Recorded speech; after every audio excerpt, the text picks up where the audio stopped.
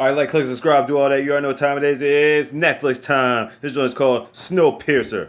The Earth's remaining inhabitants are confined to a single train circling the globe as revolution brews among the class-divided cars. So it's a film that came out in 2013. It's 2 hours long. Starring Chris Evans. I was like, I ain't seen him since Fantastic Four, the one that came out back then. I think he was in Scott Pilgrim vs. the World too. I figured I'd do this because I recently discovered the Snowpiercer show, and I'm thinking to myself, how could they possibly make a show off of a movie like this? Well, anyway, let's just get into the movie. Spoiler alert for you to know. So as you can see, the area outside is cold. It's like a barren wasteland. So the setting takes place in 2031. I think the planet's been frozen for about a decade now. So you got like prison guards here or whatever. They're lining up people for food. Here we have good old Chris Evans, not following instructions. He's telling everybody to sit down, but he ain't trying to sit down. But really, he was counting how many seconds until the door closes. And by the way, this is his friend Edgar. See, these people live in the tail section of the train, and you could tell that they are living pretty much terribly. As you can see, they're all dirty and messed up. He befriends this little boy named Timmy. There's Timmy's mom. And remember her, she's in so many daggone movies. Now, Chris speaks to this guy named Gillard, and the whole plan is they're trying to have a plan to hijack the train. Because they're tired of living in the back like animals. So a guy by the name of Mr. Wolford is the head conductor of the whole train. And in this particular situation, they're taking the kids to other levels of the train. Where they're going, we have no idea. Including this guy's kid too, who they're about to make an example of because he threw a shoe with that chick with the yellow coat on. And how do they make an example of him, you ask? They chain his arm up and make him stick his hand out in the cold for 7 minutes. Yeah, man, that shit is fucked up. Then we got this chick giving a dissertation about order. And his hand at this point is like a frozen block of ice. And yes, they take that big ass mallet and smash his whole fucking arm off with it. Yeah, it's fucking brutal. Then Mr. Gillian pops up. We found out he only has one arm and one leg. The crazy thing is she greets him like she's known him forever. Now why is that? Later on, Edgar ties up a bunch of barrels so he can put his plan in action. Now here's the legit life and death part of this plan. Alright, so because of the way the security guards have been moving around, Chris has observed and he feels like they don't even have any bullets in the guns. But Gillian's like, look, man, if you ain't 100% sure, you're ding-ding out here in these streets. So security ended up doing a surprise routine check, but they didn't have time to put the barrels away. As you can see, the barrels in the background and they're up in the front. So basically, it's a now or never situation. Chris takes the chance. He's right, they don't have no bullets. They lift up the barrels and they start pushing their way through. See, the thing was the whole time, Chris was counting the seconds of when the doors open and close, and you needed barrels thick enough to keep the doors open. So that's what the barrels are for. Now, some people are still locked in boxes, but Edgar needs this one guy specifically. This guy by the name of Nam. And why is he important? Because he was a security specialist. He actually knows how to get in and out the doors. And that's why they need him. I mean, it's a 20-cart train. They only had enough barrels to hold out 3 doors. You know what I'm saying? So he agrees to help as long as they give him some stuff called Konar. It's some type of green block you can get high to, but it actually has another purpose to it.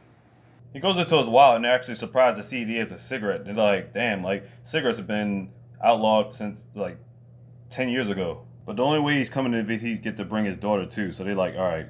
They unlock one of the doors and they get adjusted to the sunlight because it's like they didn't even have any windows in the spot that they were in which they could actually see how much of a barren wasteland the earth is right now. They go through another door and they find out this guy's been making all their food. So every day they've been feeding them these black gooey type of protein bars or something. But then one of the dudes looks in the container and finds out what's really in there. It's like a massive supply of random ass bugs. Yeah, this is freaking disgusting. Some of the blocks, they have some of these random messages on there. I think this one says water. So my guess is they're close to the water supply. So since they've been opening the doors, she's been able to sense what's beyond the other doors. She tells them not to open this door, but it's pretty much too late. This door's got a bunch of crazy motherfuckers with axes and shit. Yeah, man, you already know what time it is. It breaks into an all-out war and a lot of people die. As the train is curving around mountains and cliffs. And here come this chick again talking shit. Then they go through this long-ass tunnel. The problem is, these niggas with the axes, they got night vision goggles. So they was getting fucked up for a minute until our hero started lighting torches and they got the upper hand. But then Edgar gets killed in the process. No! So throughout the carnage, Chris ends up taking a crazy bitch with a goofy ass. And they pretty much about to torture this bitch, but she's like, look, I'm trying to stay alive, so I'll give you the directions to how to get through the train. Now, Chris is not going to trust this bitch for a second, but bottom line is he needs her to get through part of the train. Especially because now they're going to break off into groups because their crew is so badly injured. So now they have to explore the train, a lot of the train that they've never seen before. They get to one section that looks like a freaking garden. They get to another section that basically looks like an aquarium. They get to another section where they're actually about to serve real food, like raw sushi and fish and stuff like that. Yeah, for real, like no joke. Down in the cuisine and all that, meanwhile they got the niggas in the back eating fucking bugs and shit. This shit's crazy. So they about to eat, but Chris is like, nah, you gonna eat this bullshit you've been feeding us for the last decade or whatever.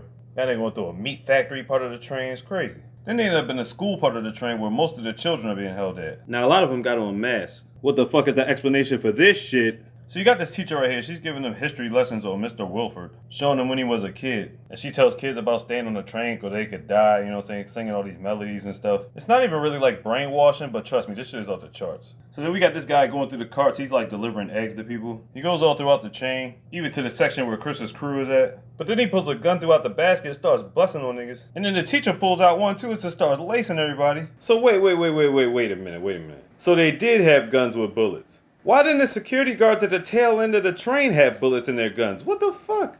I am completely flummoxed and baffled by this.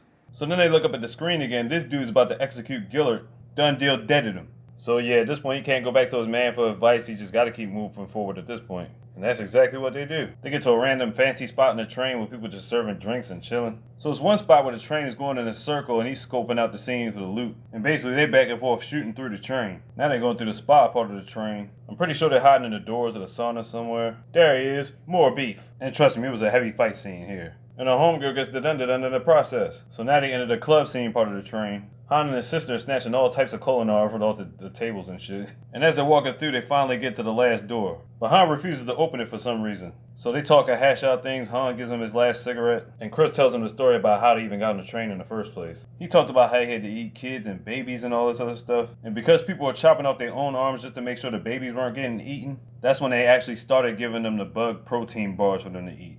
It gets really disturbing because he tells him he knows what people taste like. The baby he was supposed to eat was actually Edgar. But the thing was, he ended up eating Edgar's mom. Yeah, it was some sick shit. So Han is like, yeah, I feel your pain on the story, but still I'm not opening the door. I'm opening the side door because he wants to be free. And you're thinking to yourself, how the hell is he going to open the side door? So remember how I said earlier it had a second use? Turns out this second use is to be used as C4 like a fucking bomb. And he's going to use it to blow the side door completely open. But before that happens, this chick shoots Han and Mr. Wolford invites Chris in.